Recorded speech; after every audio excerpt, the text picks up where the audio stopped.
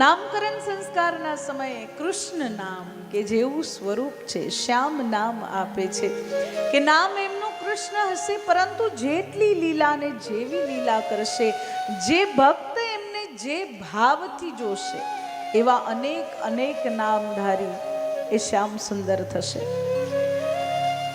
અને હવે પ્રભુ ઘૂંટણના બળેથી ચાલે છે, એટલે ગમે ત્યાં જતા રહે, ગમે ત્યાં જઈને શું શોધે?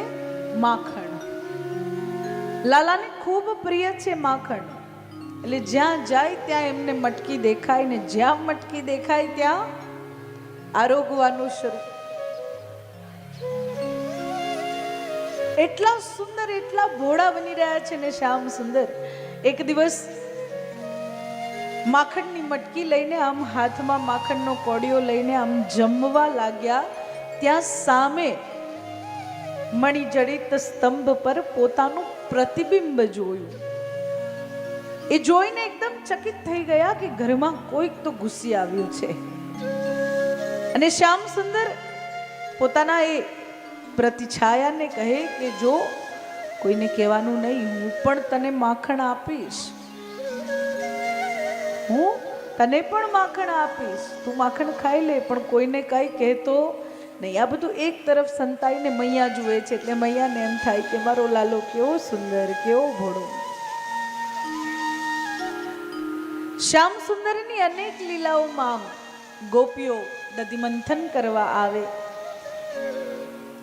અને દધિમંથન કરતા કરતા લાલાને બોલાવે. આમ તમે બધા ઉભા રહો ને લાઈનમાં, કોના તરફ બાળક જાય? લાલાને કહે, લાલા અહીંયા આવ, લાલા આ બાજુ આવ, જો હું તને વધારે પ્રેમ કરું છું ને, હું તને માખણ જમાડીશ, હું તને દૂધ આપીશ. એ કનૈયા હવે બંને પગે ધીરે ધીરે ચાલતા થઈ ગયા છે, અને જેવા ચાલતા થયા એટલે ગોકુળના બાળકો કનૈયાના મિત્ર ટોળી બની છે. એ ટોળીના લીડર કનૈયા છે. જો લીડર કોણ બને? લીડરના એ ગુણ હોય, હા, બાળપણથી જે આગેવાની કરે ને એ જ આગેવાની કરી શકે ને. ક્લાસના મોનિટર હોય એ જ આગેવાની કરી શકે, એ જ કોઈ સંસ્થાનું મેનેજમેન્ટ કરી શકે, એ જ કોઈ સંસ્થા ઊભી કરી શકે, એ જ કોઈ પોલિટિકલ ક્ષેત્રમાં જઈ શકે. પણ જે પહેલેથી લાસ્ટ બેન્ચ પર બેસીને બસ ખાલી એમ જ એમને મહેનત વધુ કરવી પડે આગળ આવવા માટે. આપણે બાળકોને પ્રોત્સાહન આપવા માટે એમ કહી દઈએ કે બેટા તું ભણે કે નહીં ભણે, ગણાશે અને ગણીશ એટલે બધું શીખાશે, પરંતુ સ્કૂલમાં બાળકને મોકલવું, એજ્યુકેશન આપવું, એને પ્રોત્સાહન આપવું કે તું સારા નંબરે પાસ થા, એ પણ એનું ઘડતર છે.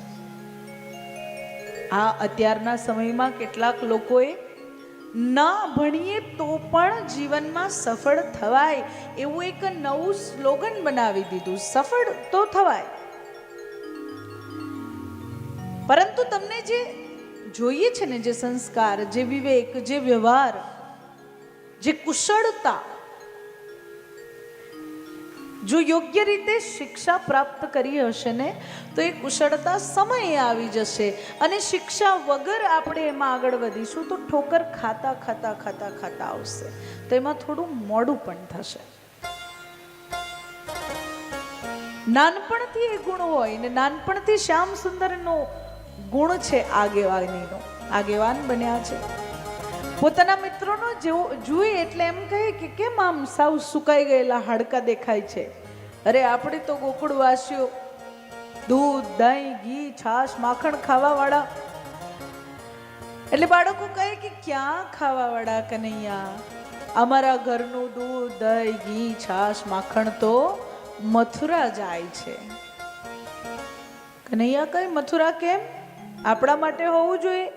કહે મથુરા મહારાજ કંસનો આદેશ, એટલે બધાએ આદેશનું પાલન કરે અને મથુરા આ બધું પહોંચાડે. કનૈયા કહે આ તો ન ચાલે, તો આના માટે શું કરવું? તો કહે આના માટે આપણે એવું કરીએ કે હવે આપણે માખણ ચોરી કરીએ. એટલે ગ્વાલ બાળકો કહે લાલા ચોરી કરાય? ચોરી ના કરાય, પાપ લાગે. કનૈયા કહે પોતાના ઘરમાં કઈ ચોરી થોડી કહેવાય, આ તો આપણે પોતાના ઘરે જઈને માખણ ખાવાનું છે, આપણે ભૂખ્યા થોડી રહેવાય. નંદલાલની સુંદર મજાની ટોળી બની છે. ટોળીના આગેવાન કનૈયા છે ને પાછી પ્લાનબદ્ધ રીતે ચોરી થાય છે. બે જાસૂસ છે જે ક્યારે ગોપી આવે, ક્યારે જાય, માખણ ક્યાં મૂકે, કયો દરવાજો કોના ઘરનો ક્યાંથી ખુલે, ક્યાં બંધ થાય, આ બધી તપાસ રાખે. બે જણ આમ દરવાજા પાસે ઊભા રહે, કોઈ આવી ન જાય. અને જેવા આમ કક્ષમાં પ્રવેશ કરે ને એટલે એક પછી એકની ઉપર એક, એકની ઉપર એક, એકની ઉપર એક, અને એમાં સૌથી ઉપર કનૈયા.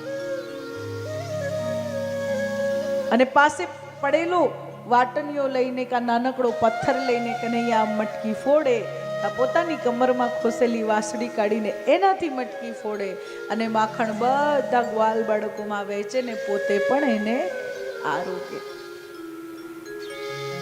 શરૂઆતમાં તો કોઈને ખબર ના પડી, પણ ધીરે ધીરે ખબર પડી કે કઈક તો ગડબડ છે. કોઈક આવે માખણની મટકી ફોડી જાય. ધીરે ધીરે ગોપીઓને ખબર પડવા લાગી કે આ તો શ્યામ સુંદરની લીલા છે. અને કનૈયા મૈયાને કહે છે કે મૈયા, તમે મને 32 જાતના 56 જાતના ભોગ ધરાવો ને જમવા માટે મને વારંવાર કહો, પરંતુ મને તો સૌથી વધુ માખણ પ્રિય છે. માખણથી વિશેષ તો મને કઈ ભાવતું જ નથી. અને છુપાઈને એક તરફ ગોપીઓ આ બધી વાત સાંભળે એટલે ગોપીઓને એમ થાય કે અમે એવું માખણ બનાવીએ કે કનૈયા અમારા ઘરે આવે. ગોપીઓની આખી રાત્રિ સવારની રાહમાં જાય કે સવાર પડે, દધી મંથન કરીએ, માખણ કાઢીને મૂકીએ અને લાલા આવીને ચોરી કરે. અને કનૈયા પણ ગોપીઓને કૃતાર્થ કરવા માટે એ માખણ ચોરીની સુંદર લીલા કરે. એ માખણ ચોરી થોડી છે, તો સાર, એ તો ગોપીઓના પ્રેમની ચોરી છે. દરેક ગોપી દરરોજ સાંજ પડે અને શ્યામ સુંદર ઘરે પહોંચે એટલે પાછળ પાછળ ફરિયાદ કરવા જાય, યશોદા, અરે ઓ યશોદા, તારો લાલો ઘરે આવે છે, અમારી માખણની મટકી ફોડી, માખણ ચોરીને ખાઈ જાય. અરે અમારા નાના નાના બાળકો જે પારણામાં સૂતા હોય ને એને આમ જગાડે, આમ નાની નાની આમ ચૂટલી ભરીને ઉઠાડે, જાગો જાગો. કેમ? તો કનૈયા કહે કે હું સ્વયં પરબ્રહ્મ પરમાત્મા તમારા આસપાસ બિરાજમાન, ગોકુળમાં બિરાજમાન, ને તમે બધા ઊંઘો છો. જાગો અને જલ્દી મોટા થઈ જાઓ. પ્રભુનો એમના માટેનો પ્રેમ છે.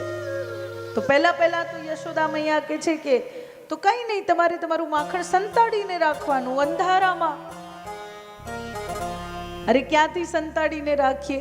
આ તમે જે ઝગમગતા સુંદર શ્રૃંગાર કનૈયાને કરો છો, હીરા જડિત હાર પહેરાવો છો, કુંડળ પહેરાવો છો, કમરમાં કંદોરો બાંધો છો, અને એ બધું, અને કૃષ્ણ છે જ એવા કે અંધારામાં જાય તો પણ પ્રકાશ થઈ જાય એવા શ્યામ છે. તમારો પુત્ર એવો છે, જ્યાં જાય ત્યાં અજવાળું કરી દે. અને ગમે ત્યાંથી એ માખણ શોધી જ લે છે, એને મળી જ જાય છે. મૈયા કહે અચ્છા.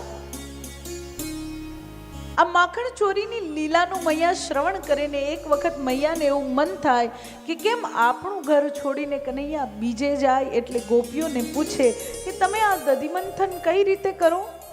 એટલે ગોપીઓ કહે કે રોજ સવારે બ્રહ્મ મુહૂર્તમાં જાગીને શ્યામ સુંદરનું ધ્યાન કરતા કરતા, લાલાની લીલાઓનું, લાલાના સૌંદર્યનું સ્મરણ કરતા કરતા, લાલાના નામની ચર્ચા કરતા કરતા, એમના નેત્ર, એમના અધર, એમના કુંડળ, એમની સુંદર મજાની ઠુમક ઠુમક ચાલ, આ બધાની કલ્પના કરતા કરતા દધિમંથન કરીએ ને એમાંથી જે માખણ નીકળે એ માખણને શ્યામ સુંદર ગ્રહણ કરે.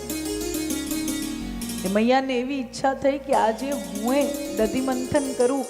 એટલે મૈયા દહીંની ગોળી પાસે બેસી ગયા છે. દધિમંથનની શરૂઆત કરે એટલે આનંદિત થતા થતા કનૈયા આવીને મૈયાના ખોળામાં બેસી જાય, લાડ લડાવવા લાગે. મૈયા કહે લાલા હમણાં માખણ બની જશે, હું હમણાં તને આપું. મૈયાનો આનંદ અનેરો છે. અને એ જ સમયે ચૂલા પર મૂકેલું પ્રભુની પ્રિય ગાયનું દૂધ ઉભરાય એટલે મૈયા લાલાને ત્યાં જ મૂકીને દૂધ ચૂલા પરથી ઉતારવા માટે દોડે. અને જેવું મૈયાનું ધ્યાન ગયું એટલે કનૈયાને ક્રોધ આવ્યો. પાસે પથ્થર પડ્યો છે નાનકડા, એ પથ્થરને લઈને એ દહીંની ગોળી પર મારે એટલે આખા કક્ષમાં દહીં દહીં દહીં થઈ જાય, માખણ માખણ થઈ જાય. વાનરોને પોતાના હાથે માખણ ખવડાવી રહ્યા છે. પૂર્વ જન્મનું ઋણ જાણે પ્રભુ ચૂકવી રહ્યા છે. અને યશોદા મૈયા આવીને જુએ, આખા લાલા આમ દહીં અને માખણથી નવાઈ ગયા છે અને વાનરોને માખણ જમાડી રહ્યા છે. આખા કક્ષમાં માખણ માખણ છે. એટલે મૈયાને ક્રોધ આવે. યશોદા મૈયા કહે, લાલા આજે તો તને સજા મળશે. લાકડી લીધી છે મૈયાએ. આગળ આગળ કનૈયા, પાછળ પાછળ મૈયા. લાગે હમણાં પકડાઈ જશે. અને કનૈયા પકડાય ને. કનૈયાની ભક્તિ કરતા હોય ને બધું આમ સીધી લીટીમાં ચાલે એટલે આપણને એમ લાગે કે કૃષ્ણ મારા થઈ ગયા. ના ના ના, એ સીધી લીટીમાં ચાલવા દે, એ પોતે વાંકો છે.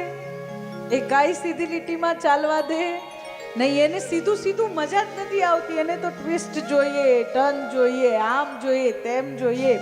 તમે થોડા હેરાન થાવ, પરેશાન થાવ, તડપો, એને બોલાવો, એને પોકારો, એને આજીજી કરો તો એને બહુ આનંદ આવે.